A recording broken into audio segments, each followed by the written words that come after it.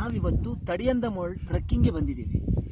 ಎಲ್ರಿಗೂ ಒಂದು ಹೇಳ್ಬೇಕಾಗಿರೋ ವಿಷಯ ಅಂದರೆ, ಈ ತಡಿಯಂದಮೋಳ್ ಟ್ರೆಕ್ಕಿಂಗ್ ಇದೆಯಲ್ಲ, ತುಂಬ ತುಂಬ ತುಂಬ ತುಂಬ ತುಂಬಾ ಕಷ್ಟವಾಗಿರೋ ಟ್ರೆಕ್ಕಿಂಗು.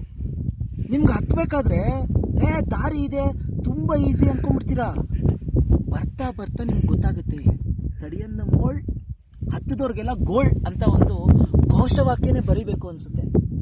ಇವತ್ತು ಈ ನಮ್ಮ ಸ್ನೇಹಿತರ ಎಲ್ಲರ ಸಮ್ಮುಖದಲ್ಲಿ ನಾನು ಹೇಳಬೇಕಾಗಿರೋದು ಒಂದೇ, ತಡಿಯಂದಮೋಳ್ ಹತ್ತೋರು ಮೊದಲೇ ಪ್ರಿಪ್ರೇಷನಿಂದ ಬರಬೇಕು. ನಾವು ನೋಡಿ, ಈ ಒಂದು ಆಳವಾದಂಥ ಡೀಪಲ್ಲಿ ಇಲ್ಲಿ ಬಂದು ಕುತ್ಕೊಂಡಿರೋದಕ್ಕೆ ನಮ್ಮ ಸ್ನೇಹಿತರೆಲ್ಲ ನನ್ನನ್ನು ಬ್ಲೇಮ್ ಮಾಡ್ತಾ ಇದ್ದಾರೆ. ಇದನ್ನು ನಿಜವಾಗ್ಲೂ ನಾನು ಖಂಡಿಸ್ತೇನೆ. ಯಾಕಂದರೆ ನಾವು ಸಾಹಸ ಮಾಡಿ ಇಷ್ಟು ದೂರ ಮಾಡ್ತಿದ್ದೀವಿ. ಇಷ್ಟು ದೂರ ಬಂದಿರೋದಕ್ಕೆ ಕಾರಣ ನಮ್ಮ ಸಾಹಸ. ಇದನ್ನು ಇವ್ರು ಮಾತಾಡೋದು ನನಗೆ ಆಗ್ತಾ ಇಲ್ಲ, ಇದನ್ನು ತಡ್ಕೊಳ್ಳೋಕ್ಕೆ ಆಗ್ತಾ ಇಲ್ಲ. ನಾನು ಇದನ್ನು ಖಂಡಿಸ್ತೇನೆ, ಪ್ರತಿಭಟನೆ ಮಾಡ್ತೀವಿ. ನೋಡಿ, ಅವರು ಹೋಗಿರೋದು ಸರಿನಾ? ಅವರೂ ಮಾಡಿದ್ದಾರೆ. ನಾನು ಹೇಳೋದಿಷ್ಟೇ, ಯಾವತ್ತು ಒಬ್ಬರನ್ನ ಬೈಬೇಕಾದ್ರೆ ಅದ್ರ ಬಗ್ಗೆ ತಿಳ್ಕೊಬೇಕು, ಅವರು ಪಟ್ಟಿರೋ ಶ್ರಮನ ಅರ್ಥ ಮಾಡ್ಕೋಬೇಕು.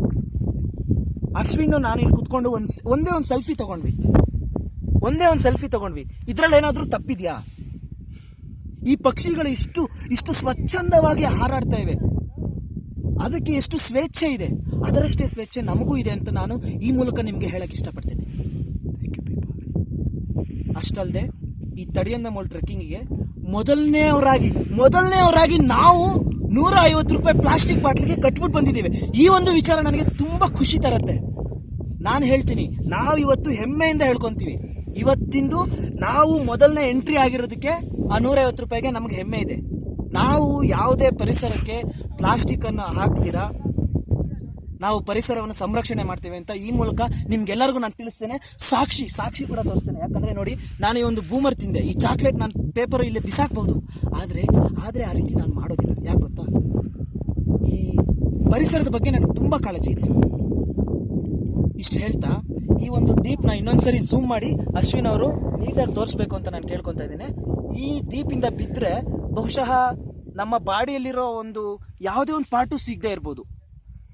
ಈಗ ನಾನು ಹಾಕಿರೋದು ವೈಟ್ ಶರ್ಟು, ಅಲ್ಲಿ ಕೆಳಗಡೆ ಹೋಗಿ ನೋಡಿದ್ರೆ ಇದು ಫುಲ್ ರೆಡ್ ಶರ್ಟ್ ಆಗಿ ಕೆಂಪು ಬಣ್ಣದ ಒಂದು ಅಂಗಿಯಾಗಿ ಮಾರ್ಪಾಡಾಗಿರುತ್ತೆ. ಯಾತಕ್ಕೆ ಅಂತ ನಿಮಗೆ ಅರ್ಥ ಆಗಿರುತ್ತೆ ಈ ಮೂಲಕ. Okay, thank you big boss. ಬರ್ತೇನೆ.